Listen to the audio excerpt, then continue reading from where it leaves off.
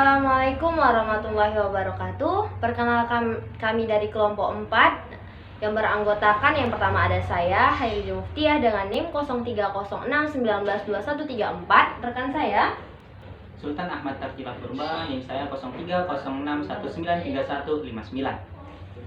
Dan saya Rabita Min Fadli Putri dengan NIM 0306192145. ingin menyelesaikan tugas diskusi dari mata kuliah PMI dengan judul atau tema kepemimpinan. Baiklah, di sini kami akan melakukan diskusi mengenai kepemimpinan. Apakah teman-teman ada yang mau dipertanyakan? Siapa yang pertama ingin bertanya? Saya mau bertanya nih. Jadi saya mau bertanya, kenapa dalam organisasi itu diperlukan kepemimpinan? Oke, aku yang jawab ya. Nah, kenapa kepemimpinan itu penting dalam organisasi? Karena pemimpin itu sebagai penentu dalam berhasilnya suatu organisasi. Kalau tidak ada kepemimpinan dalam suatu organisasi, maka organisasi tersebut akan hancur.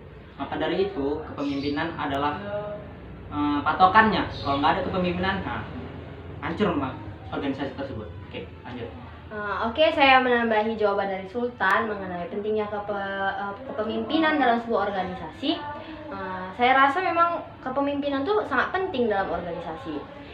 Yang mana kita tahu fungsi dari kepemimpinan itu adalah mengarahkan, mengatur, atau membimbing sebuah organisasi. Jadi bayangkan saja coba kalau dalam sebuah organisasi tidak ada kepemimpinan, maka organisasinya akan hancur lebur. Yang satu ingin seperti ini, yang satu ingin seperti ini. Jadi tidak bersatu. Jadi mungkin tidak dapat mencapai tujuan dari organisasi tersebut. Jadi pemimpin itu penting ya dalam organisasi. Iya, sangat penting lah dalam organisasi apapun, baik organisasi sosial ataupun organisasi profit seperti koperasi yang komersial lah, yang menghasilkan uang. Kemudian giliran saya nih ya bertanya. Saya mau bertanya mengenai kepemimpinan tadi. Bagaimana sih caranya menjadi pemimpin yang baik? Oke, saya mau jawab nih ya. Jadi cara menjadi pemimpin yang baik itu menurut saya ada 3 cara nih. Yang pertama itu seorang pemimpin harus memiliki attitude yang tenang dan positif. Jadi seorang pemimpin itu harus punya attitude yang tenang dan positif. Seperti kalau misalnya ada masalah nih. Jadi kalau pemimpin itu tenang pembawaannya, maka si anggota pun akan tenang menghadapi permasalahan tersebut, tidak panik gitu. Dan pembawaan yang positif itu perlu agar pemimpin itu memancarkan aura positif kepada anggotanya, sehingga anggotanya pun mendapatkan hal positif dari si pemimpin. Kemudian membangun komunikasi. Pemimpin itu harus mampu membangun komunikasi yang baik dengan anggotanya. Jadi mereka itu saling berkomunikasi, tidak ada salah paham ke depannya nanti. Terus yang ketiga, pemimpin harus memberikan feedback ataupun meminta feedback juga dari anggotanya. Jadi pemimpin itu bisa memberikan feedback ataupun apresiasi terhadap apa yang dilakukan anggota, dan pemimpin juga boleh meminta feedback terhadap cara kepemimpinannya bagaimana, seperti itu. Sudah. Oke, siapa lagi yang ingin bertanya? Mungkin saya mau bertanya. Jadi tentang kepemimpinan nih, bagaimana cara seorang pemimpin ketika menghadapi sebuah konflik? Oke, aku jawab ya. Contohnya lah ini, aku sebagai pemimpin lah ya kan dalam suatu organisasi ya kan. Jadi kalau menghadapi konflik itu ada yang harus dilakukan. Pertama itu kita kumpulkan dulu anggota kita semua kan. Nah, diskusikan apa masalahnya. Terus kita sebagai pemimpin itu sebagai penengah, tidak boleh berpihak sama sisi kiri atau sisi kanan. Tidak boleh berpihak. Nah, terus kita sebagai penengah tadi atau mediator dalam suatu diskusi itu. Kita yang menjalankan diskusi itu agar supaya berjalan dengan baik, tidak ada sisi paham. Nah, selanjutnya diskusi itu kita jawab bersama, sih? Musyawarah, diskusi. Ya diskusinya itu pokoknya harus kita Konsultasi. apa namanya, tujuannya harus bersama gitu, apa kan tujuannya gitu. Nah, terus selanjutnya setelah diskusi itu memiliki hasil, kita evaluasi lah itu hasilnya tersebut. Nah, seperti itulah. Oke, selanjutnya siapa yang ingin bertanya? Oke, yang bertanya ya.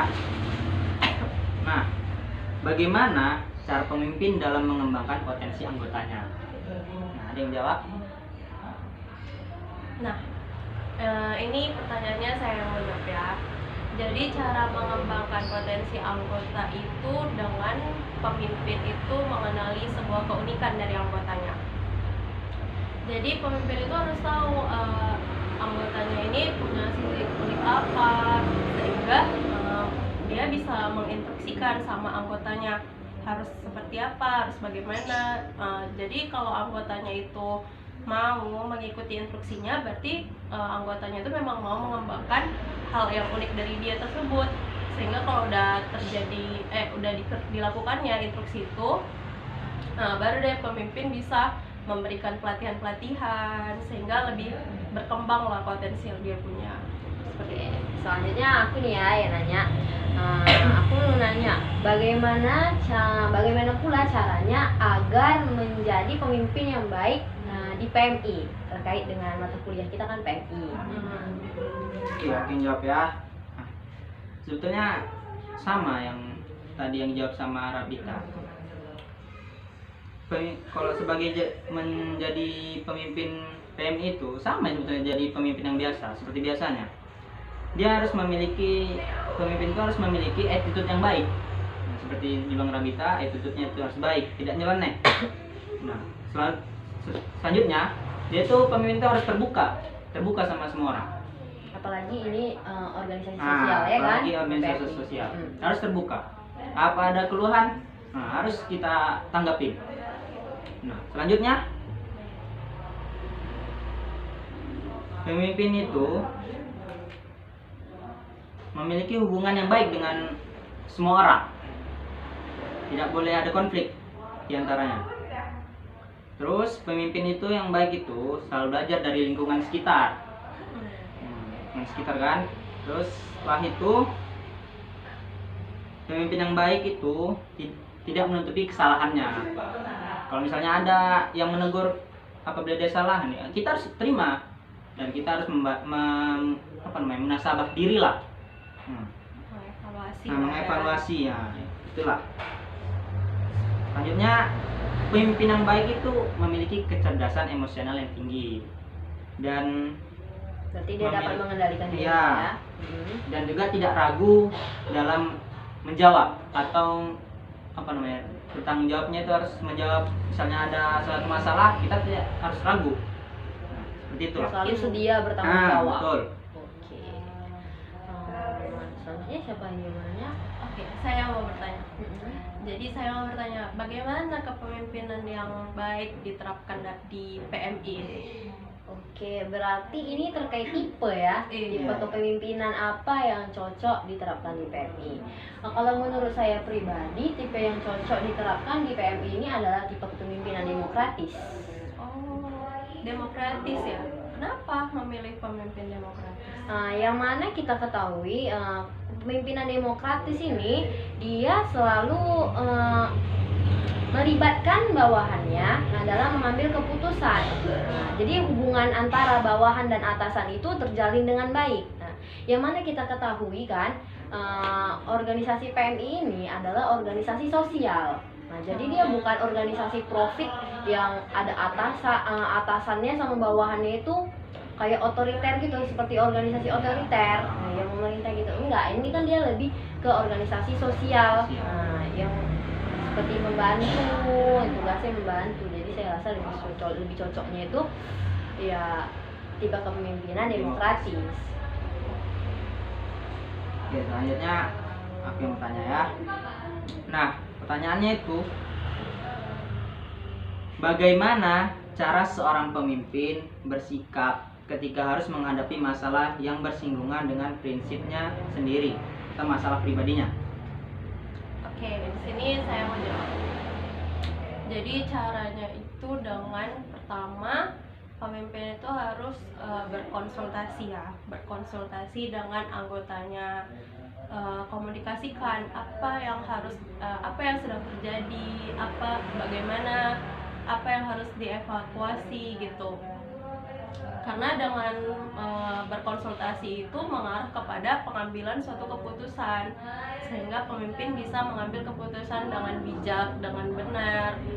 Kemudian diperlukan juga problem solving, yang mana problem solving ini adalah solusi dari masalah tersebut ya. Jadi bagaimana cara penanganannya, diperlukan seperti itu. Oke, terkait tadi kepemimpinan, kenapa pemimpin itu harus memiliki hubungan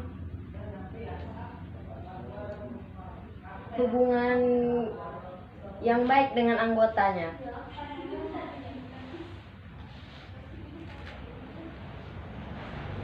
Ya, pemimpin harus punya hubungan yang baik dengan anggotanya supaya terjadi komunikasi yang baik dengan anggota, supaya tidak ada kesalahpahaman, miskomunikasi seperti yang saya bilang di awal, supaya agar memiliki kepemimpinan yang baik gitu. Untuk pertanyaan ini terakhir ya, apakah ada lagi yang mau bertanya? Ya, saya. Jadi saya mau bertanya nih, bagaimana caranya menegur seorang pemimpin ketika dia melakukan kesalahan? Oke, baik Pak, aku yang jawab ya. Nah, jadi cara kita menegur atau apa namanya? Bukan menegur sih, memberikan saran lah. Kita lihat itu organisasinya, organisasi besar atau organisasi kecil. Seperti misalnya kalau di sekolah dia kan ada OSIS. Kalau OSIS kan otomatis OSIS itu pasti sama ya, sebaya rata-rata. Jadi kalau misalnya pemimpinnya misalnya melakukan kesalahannya, kita tuh masih bisa lagi bilang, kamu jangan kayak gini, kamu jangan begini, masih bisa lagi kita bilang. Kita tidak ada rasa segan. Tapi misalnya organisasi besar, nah pasti kita ada rasa segan ataupun ada rasa takut pada pemimpin kita. Nah, jadi salah satu caranya kita ngomong sama kawan dekatnya. Kita bilang sama kawan dekatnya, biar kawan dekatnya itu bilang sama pemimpin kita tersebut. Menyampaikan tersebut. Jadi jangan disampaikan secara terang-terangan. Jangan secara terang-terangan. Takutnya pemimpin tersebut tersinggung. Iya. Atau bisa juga kita panggil bicaranya dua mata aja, Iya, empat betul. mata Empat gitu ya. mata. Iya. Face to face. Yang nggak di depan-depan orang. Iya. Oke. Oke. Udah cukup diskusi kita. Oke, Cukup. Kami rasa sekian diskusi dari kami mengenai kepemimpinan. Apabila ada kesalahan, kami dari kelompok 4 mohon maaf. Kami sudahi dengan wabillahi taufiq wa hidayah. Wassalamualaikum warahmatullahi wabarakatuh.